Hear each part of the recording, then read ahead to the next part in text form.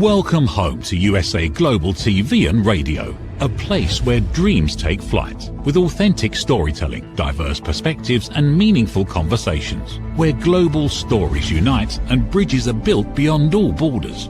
Discover world-class education, entertainment, hope and inspiration. Together, we're building bridges worldwide.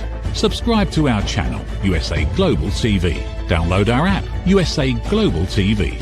Be our guest or join our team. Visit usaglobaltv.com. Thanks to our founder and executive producer, Dr. Jacqueline Kerbeck. Music score by Yeffy Tang from Cloud Road Music. Voiceover artist Mike Porter. Creative direction by Paul Garcia. USA Global TV and Radio, your home for global connection. All rights reserved. This video and its contents are the exclusive property of USA Global TV and Radio. Unauthorized use, duplication or redistribution in any form is strictly prohibited. Hello and welcome. Good morning, good afternoon, good evening. It's so nice to have you here with us on USA Global TV and Radio, where we are celebrating 4 years of live streaming. So thank you to each and every one of you who are following us and letting us know how much you love our content. I'm Dr. Jacqueline Kerbeck, and our show today is A Woman's Prerogative. And we're going to talk about a very fun topic, things I wish I knew when I was younger, things we wish we knew when we were younger. So I want to get right into the show, and I want to say hello to all of our friends at E360 TV as well. Joining me is my co-host and friend. We've been friends now, working together since 2019. I don't know where the time goes. Her name is Mariska Dupria, and she was formerly in New Zealand, and now she's in Australia. So she is a day ahead of us, and she is a season ahead of us. And she is all things when it comes to coaching leaders and teams. She's also an author, and she is the one who came up with this fabulous topic. Let's welcome her to the program. Hello, Mariska. Good to see you. Hello, Dr. Jacqueline. And as always, lovely to be here with you and our viewers and listeners, old and new. Absolutely. And I just shared with you backstage, I can't believe it's another week that has gone by, because I feel like I just saw you, and yet time just goes by. So thank you again for taking this journey. As I mentioned, we met in 2019 when we were taking a life coaching certification course, and so much has transpired since then. So I really appreciate your time and your effort and your friendship. And so do I. So let's get into the topic after you introduce yourself to our audience who may not have met you previously. Tell us about what it is that you do to help others and who you help. So typically I work with leaders and upcoming leaders. So if you are stepping into leadership from a specialization, or you are stepping up within your leadership space, of course, some of the conversations within that might also be around, well, what am I even doing? How does life work? Because yes, we might be in leadership, but we might not be in the place or the industry that we are called to be in yet. Or we might need to transition to another place. So within those realms, that's where I work. And we do this through a variety of different ways. We do some training. We also do coaching with leaders, as well as teamwork. So if you have a team that you are working with, seeing how that team dynamics works. So that's all the stuff and people that I work with. And if it is that you want to bring more humanness into your workspace or within your own area, even that you are working, and you are thinking of how you can, you are really good with your technical skills, but you need to bring some human skills into that space, because AI can do a lot of things, but it cannot be a human. So if that's something that you are interested in and you want to get better at, I would be the person that you can contact to help you out with any of those things. And with that, Dr. Jacqueline, as you mentioned, I am really, really excited about this topic. Fantastic. And we do have a comment, someone asking us if we are AI. No, we're not AI. We are real human people who are doing the show. So let us move into the subject. And the subject is what we wish we knew when we were younger. So what is it that came up for you when you came up with this topic? Well, I was doing some reflection just in general around if I knew when I was 16 that I would sit where I am today, right? What might I tell my 16-year-old? What opportunities would I tell my 16-year-old to take? What would I tell my 16-year-old to do? Might be a little bit older year-old, 20-year-old potentially. But what would those conversations be? What would I really think about would be helpful for me as the younger me, that would help me through the trials and tribulations that is life? So that's the reason I came up with the topic. I thought, well, I'm wondering about it. I wonder what Dr. Jacqueline has to say about this. I would like to pick her brain. So I posted the topic so that we could chat about it. I do love it. Well, I think based on what you just said, what I would say is when I was younger, I had a dream, and the dream is I would be a singer. That was kind of what my real full-time dream was. You know, some people would say I want to be a fireman, I want to be an astronaut, but I wanted to be a singer. And I was told that I didn't have a good voice. As I got older, people would be like, why are you singing? You don't have a good voice. Just a few people, not the masses per se. And then I went and recorded a single, which I think is pretty good. It may not be the best work out there, but it's mastered by Abbey Road. And so the point is that I would tell my younger self not to listen to what other people have to say.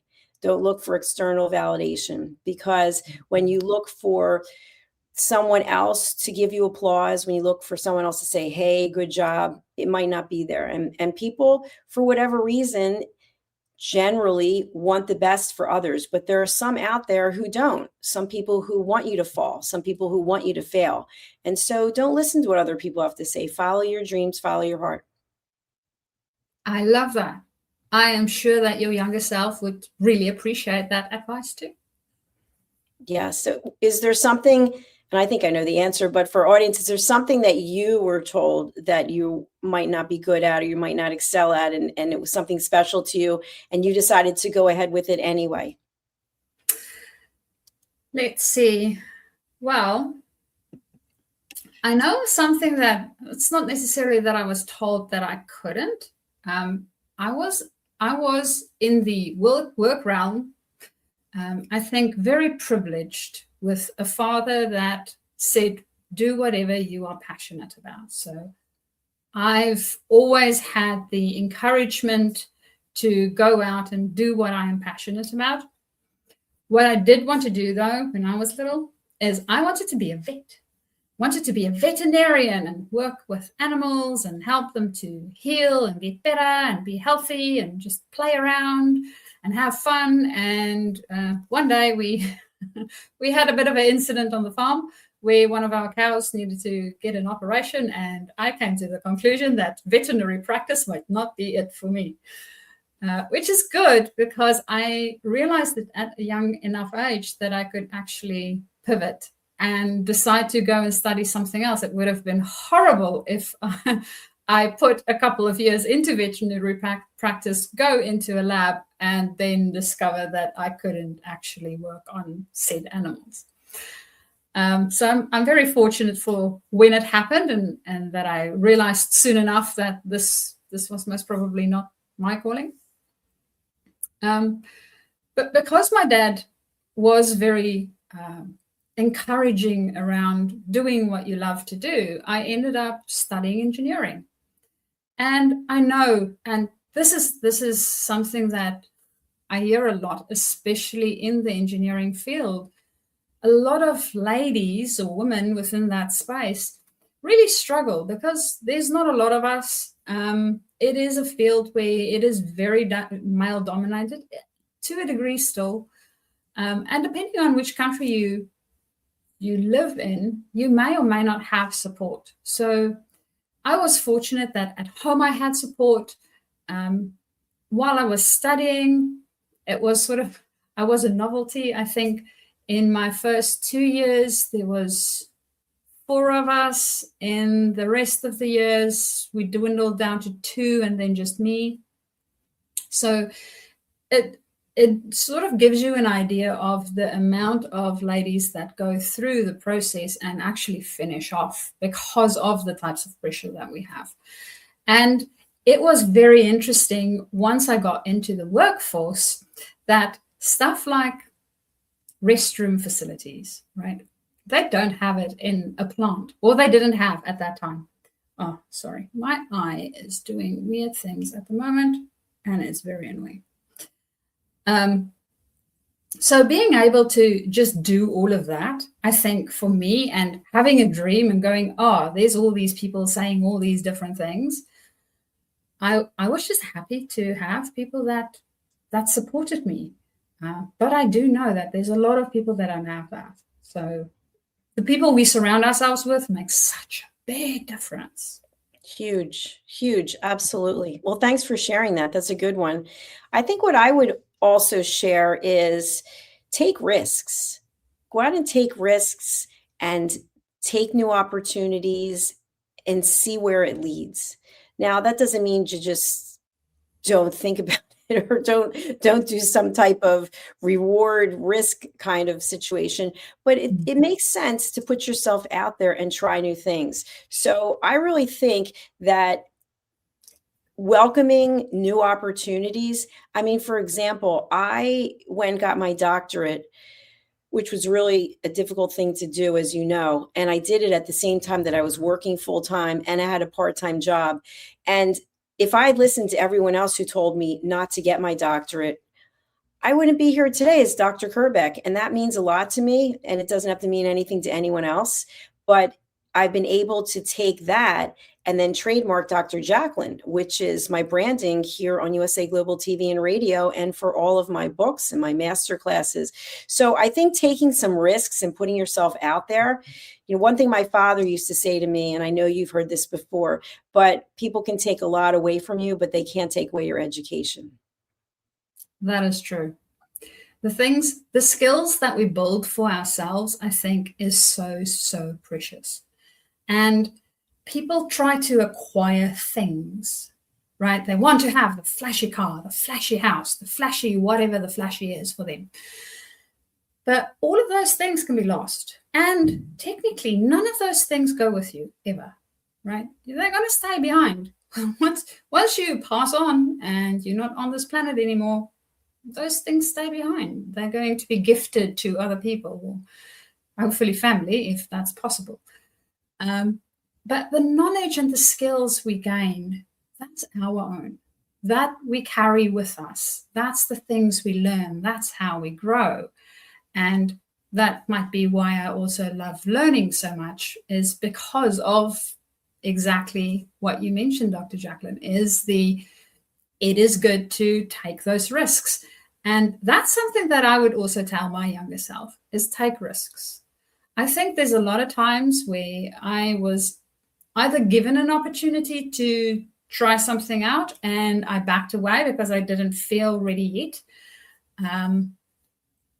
Or I just didn't feel, I don't know what it is. Is it a confidence thing? Is it an imposter thing? It might be a variety of different things that got into my head at that point in time. But I really got into my head, right? I got in my own way and didn't step into taking that risk. I had a fascinating conversation with a client the other day, and we spoke about risk and the way that people perceive risk and think about risk. And the biggest thing about risk is thinking about, well, what is it that can happen, right? What can possibly go wrong? Is there any mitigations for that? And am I okay if it goes wrong? Will I be fine with it going wrong? And I think for me, when I was younger, I had a very big thing about failing. It felt detrimental. It felt life-threatening. And over time, I came to the conclusion that it's actually just, if I look at it as an experiment, it's fine. I mean, failing is part of learning. because if I don't fail, I won't know that this doesn't quite work in this type of situation. So I need to try things out and see what happens and fail and then get better at it, rather than not try things out and not fail at all, because now I'm not participating in life or anything really, and not learn. So that would be something that I would tell myself is experiment wildly with everything so that you can fail and fail and fail and fail and get that muscle really well developed, so that it doesn't bother you that you're failing. It was just an experiment and you can try it again next time around. I mean, we, of course, want to make sure that the failure isn't detrimental, right? The failure isn't equal to death, physical death, because it's going to take a while for you to try again. But anything else, and that's why we do risk assessments. And I'm sure, Dr. Jacqueline, with the new training that you are doing, you are also going to learn about risk assessments and what it entails to make sure that you mitigate those risks and what's involved in the risks that you might need to take or not take. Absolutely. In this program that I'm in for Wharton, the Chief Strategy Officer, it's really enlightening. And I'll tell you about it sometime offline, but just looking at real companies and decisions that they've had to make and how the decisions played out, and looking at all the possibilities and doing what's called a pre-mortem instead of a post-mortem after the thing doesn't work, but looking to predict everything that could possibly go wrong and what would be the results of that. It's really game changing. So I'm grateful that I have that. And, something else that I would also share, because I was really criticized for this. I've done a lot of things part-time, like side gigs, which I absolutely love. My favorite was doing makeovers for Clinique and Chanel and Estee Lauder and Laura Mercier. And it was just so much fun. And who knew I would be using that today? I've got my own little makeup counter set up over there. But when you learn new things, it really helps you grow as a person. So I feel like we don't have to do the same thing day in and day out. We can actually branch out and learn other things. And even getting education, even getting certified to teach coaching, you don't have to have as many certifications as you do. You don't have to put all the time in. And so you have, and it makes you a very interesting person. So I think that when we do branch out and do other things, it's more interesting. We have more things to talk about as human beings. What do you think? It is. It's almost like we come in and we are a pencil sketch on a piece of paper, and it's sort of black and white, right? There's basic outlines, but nothing has been filled in yet. And as we live life, as we learn new things, we get to get different sort of crayons or coloring forms. It might be coloring pens, it might be pencils, it might be paint. So the mediums might be different and the colors might be different. And this makes our pictures so much more interesting as we start to fill it in as we go through life. And if we don't learn, right, we might just be stuck with either one medium, one color, and then, well, I guess you can do a monochrome picture, but they can only be so interesting. So being able to play more of those color notes, or if you think about music, playing more of the piano, because we only start with one key initially. We need to be able to play more of them to bring out a good piece of music instead of just a ding, ding, ding sort of sound. So yeah, learning, getting better. And for most of us, that's part of the course. That's why we are here. That is what we are doing. Not necessarily all of us. There's some of us that not necessarily need to learn. Might be that we're on a little bit of a holiday. And we've been given a whole bunch of crayons up front. But for most of us, learning is part of what we want to be doing. And as souls, this is good. It helps us to become more holistic, whole as a soul in general, so that we can play all the different types of beingness in all possible circumstances. And I'm sure that you have if you think about a person that you've met that you really, really look up to, and they are somebody that comes across and is really great in what they do and very grounded and humble in all areas of their life, those souls we resonate with, right? We're drawn to them. Now, part of it is for us to also become one of them and not just leave it for others to do. Yes, we can also do it. We just need to find out how it works for ourselves. And that's part of what we learn. So that's another thing that I would most probably remind my younger self is, hey, you are here to learn, so go nuts. I know that you might not enjoy school all that much because sometimes the social pieces of it for me sucked. And then that is also part of the learning, right? Those social interactions are part of what we need to learn, how to be with other human beings and how to be able to have conversations and potentially conflicting ideas about things and come up with something maybe even better than we thought of by ourselves. Agreed. Yeah, I think that's another great point. And I think also what's important that I would say to my younger self, I remember when I was in high school and there were these cliques, there were the jocks and the intelligent people and the druggies, and there were all these different groups, right? Which today seems very judgmental labeling, but that's what it was back then. And it's hard to fit in sometimes. And we really take that so personally. And yet, as we get older, we are not even in touch with those people. And it's kind of like, wow, why did I go through all that? So it's okay to be different. It's okay to not fit in. And it's okay not to need external validation, just to stand on your own and just to represent whatever it is that you represent. And I think as we get older, that's actually a strength because it's this confidence and it's this presence and how we carry ourselves instead of always looking over our shoulder for someone to tell us how great we are.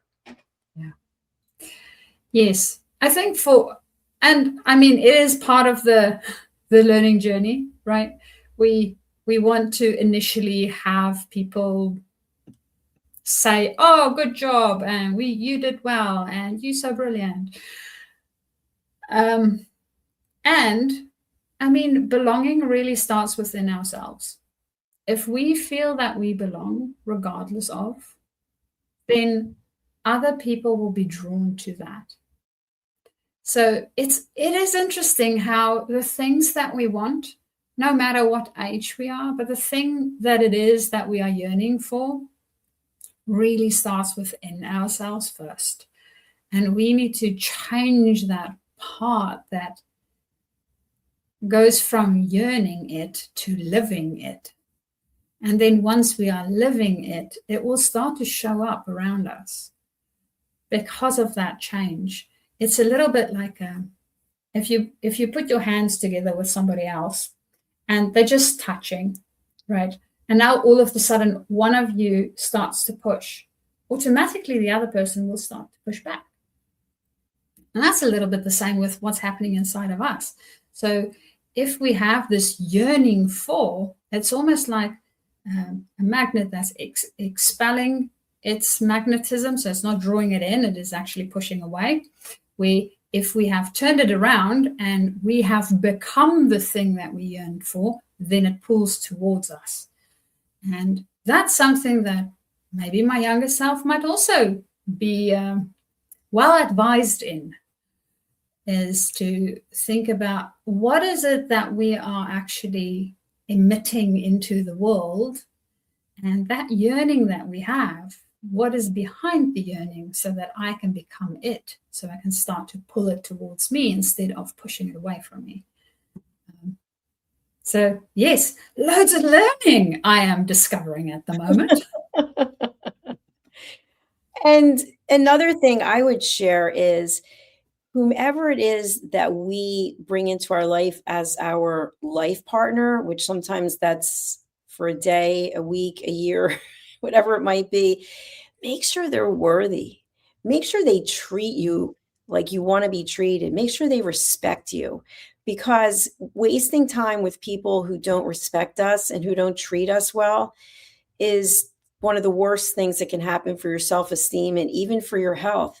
And yet I know myself, I stayed in relationships that were doomed from the beginning.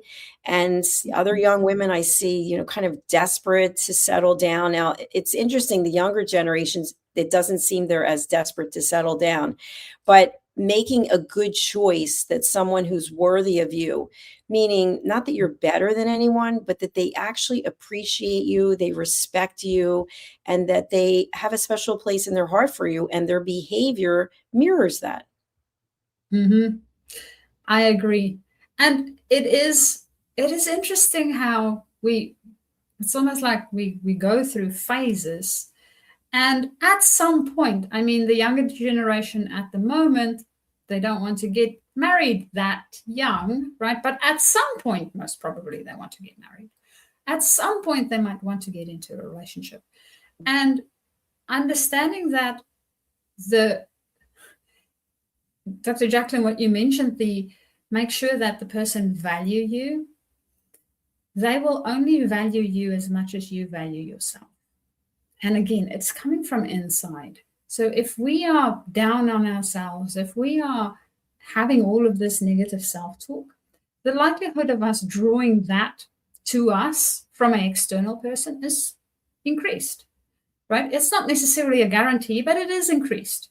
So we want to make sure that we are emitting love and compassion and caring for humanity, just as a general concept, and for ourselves, so that we know that when a person steps into our life, we can see the red flags really easily and go, you know what? No, you are not my person. I am not interested. Or we can see the person that is really caring and understanding and wants to be with us and wants to be equal, so that we don't have a codependent relationship of some sort. That then becomes what we are creating together in the world. And sometimes, I mean, it might not be there for us yet, right? So sometimes we need to go through some of those sucky relationships so we can get to the other side of them and go, you know what? No, I am worth more than this. I'm not going to stand for it anymore. And then, to your point, Dr. Jacqueline, you might have a few that lasts a day, a week, a month, or a year. Absolutely. And that brings me to my next point, which is to respect ourselves, like you were saying, self-esteem, and not beat ourselves up. We're so tough on ourselves. I know I've always been my worst critic, so I'm just putting it out there that I'm raising my hand. It's me as well. But we beat ourselves up and we're so mean to ourselves. It's like calling ourselves names and just putting ourselves down. So I would tell my younger self not to do that. I would say just respect who you are and look at all the good things. And if there are things to work on, sure, take them on, be aware of them, and then make it a point to have a why. If you're going to work on something, what is the why? Because once we forget the why, we typically change our behavior and we go back to what we were doing from the very beginning. So loving ourselves, respecting ourselves, and actually realizing that every day is a gift. I think that's so important. And I have shared this before, but my mother used to say, right before she died, she would say, like the last year, she would say, I'm just happy to wake up and be here for another day.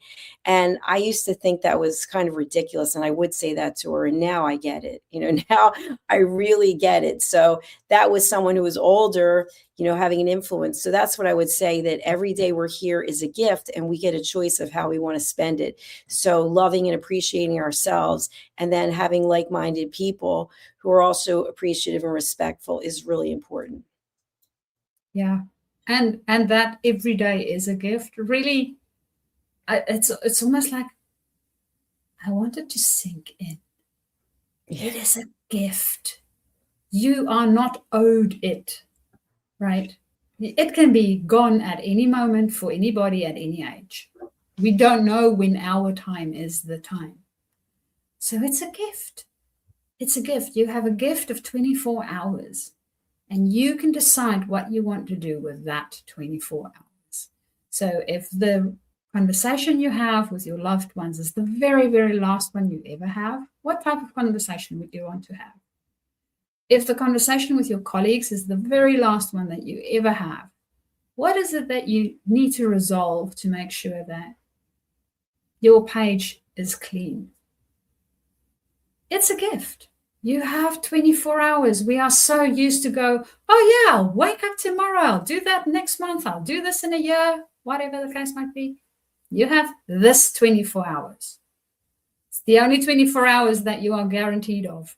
Well, technically, this minute, this very present minute, is the only time that you are guaranteed of. Nothing else, nothing more.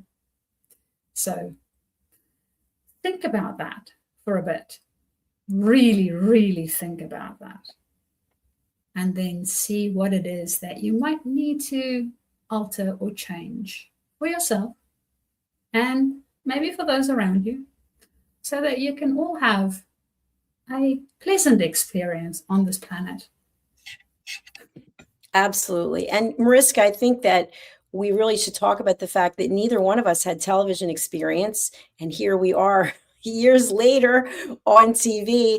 So what would you say to someone when an opportunity comes and they might be insecure? How does someone know if they should give it a shot, if they should take the risk, put themselves out there to do something that they've never done or that feels uncomfortable? I think if it is something that you are drawn to and you feel uncomfortable for whatever reason, I'm not enough, I don't know enough, there's a million things that we can think of.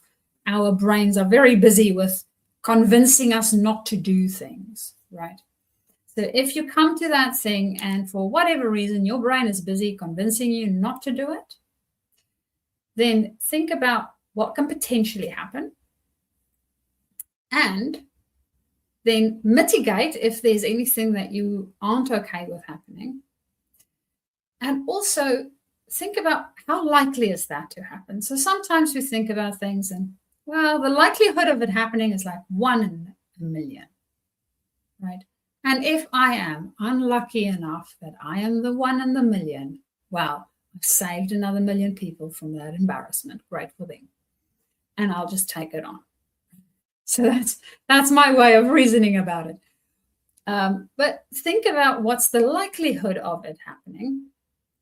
You will most probably not be the 1 in a million. You will most probably be one of the other ones.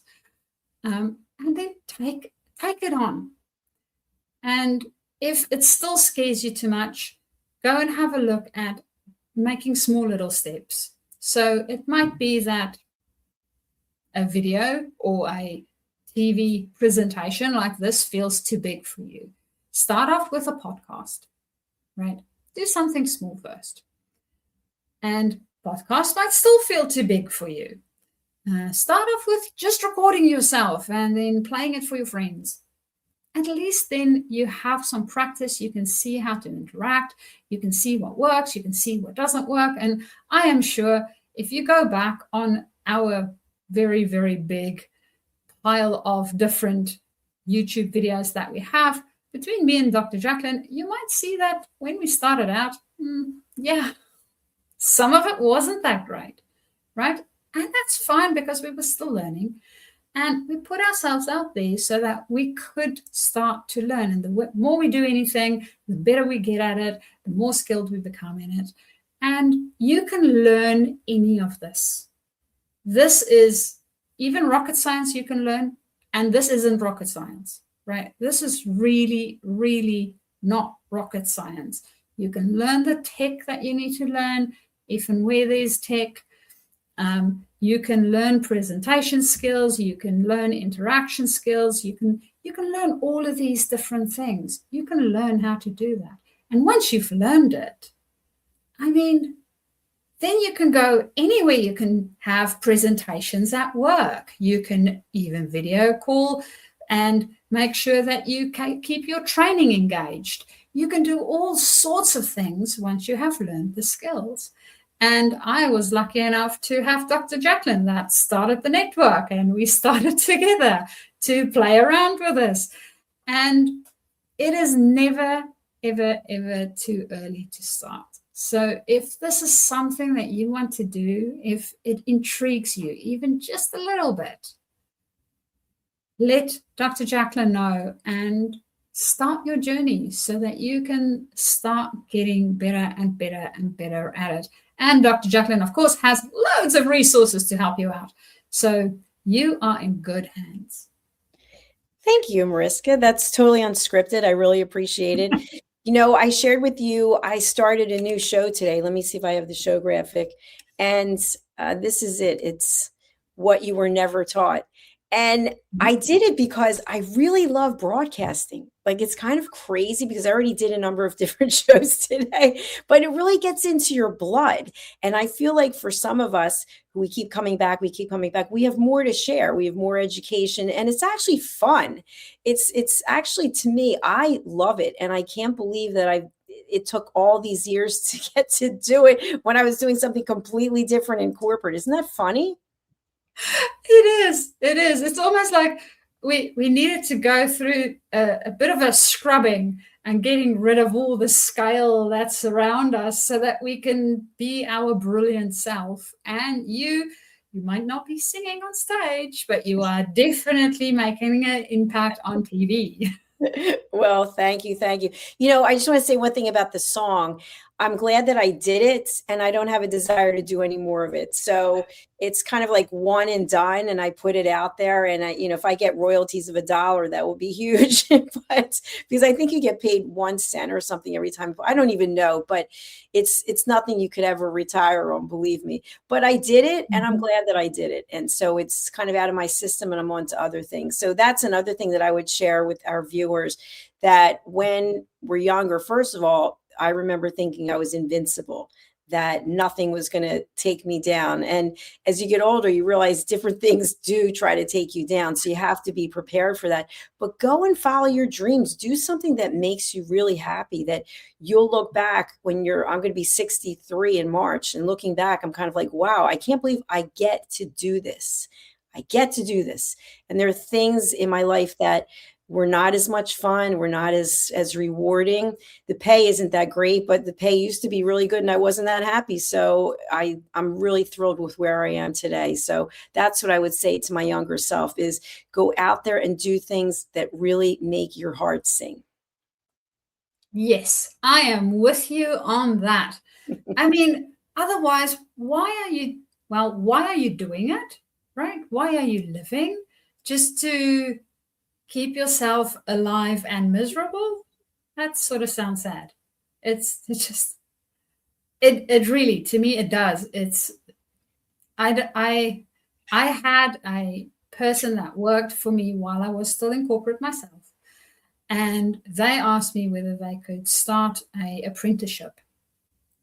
And at that stage, my question to them was, why would you like to start this apprenticeship? Because I really wanted to understand. I mean, I don't mind for you to start the apprenticeship. I would happily pay for it. But I want to understand why it's important to you to do the apprenticeship.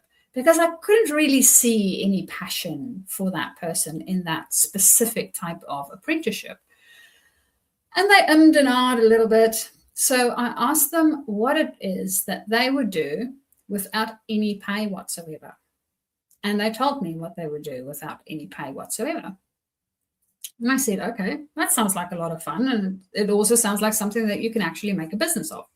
So why, again, my question, why would you want to do this apprenticeship? It doesn't have anything to do with what you just mentioned.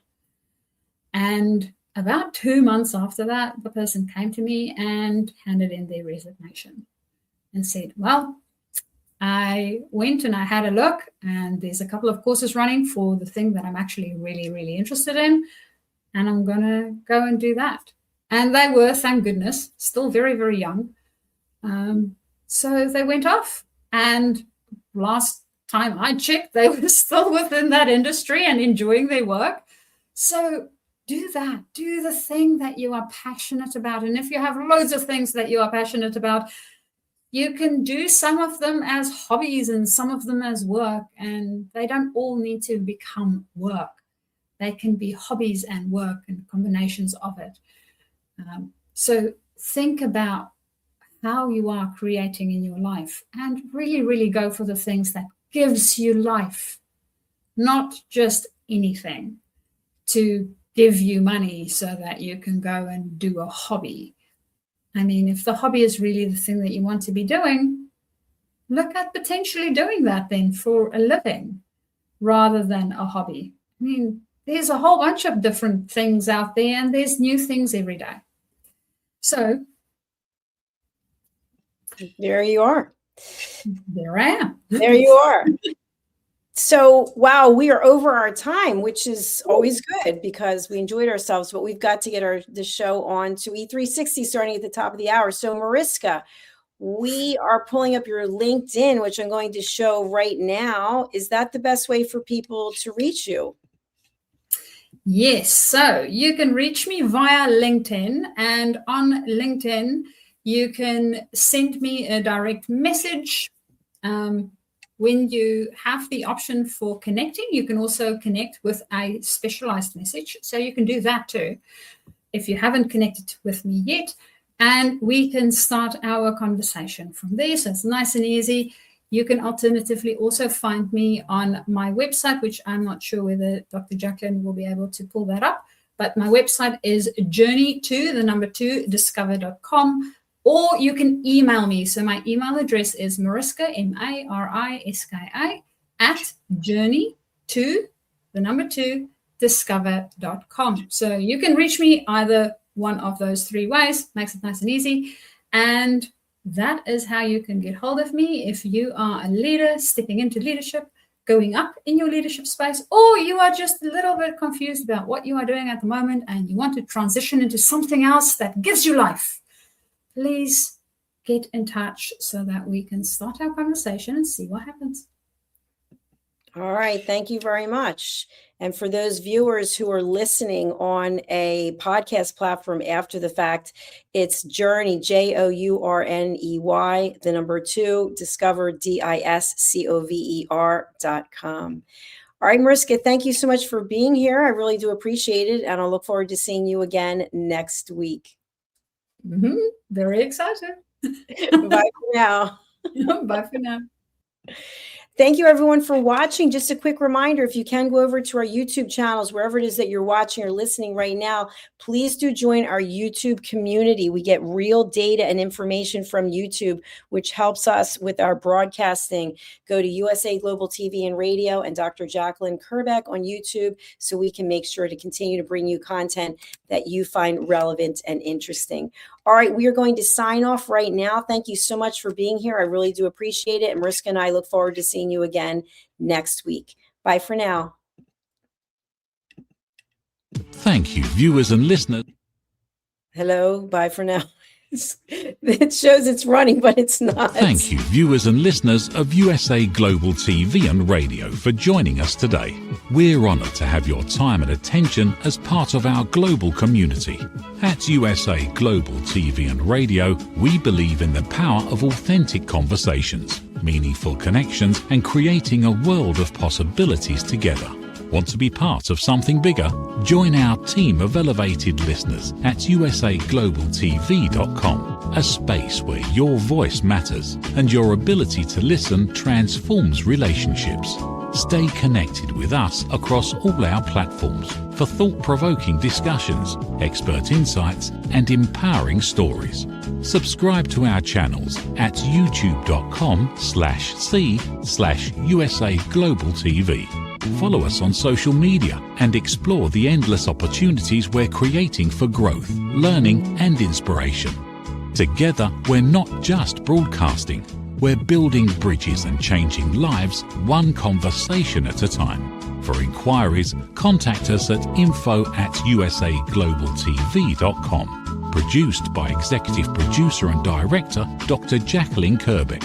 Voiceover by Mike Porter. Creative direction by Paul Garcia.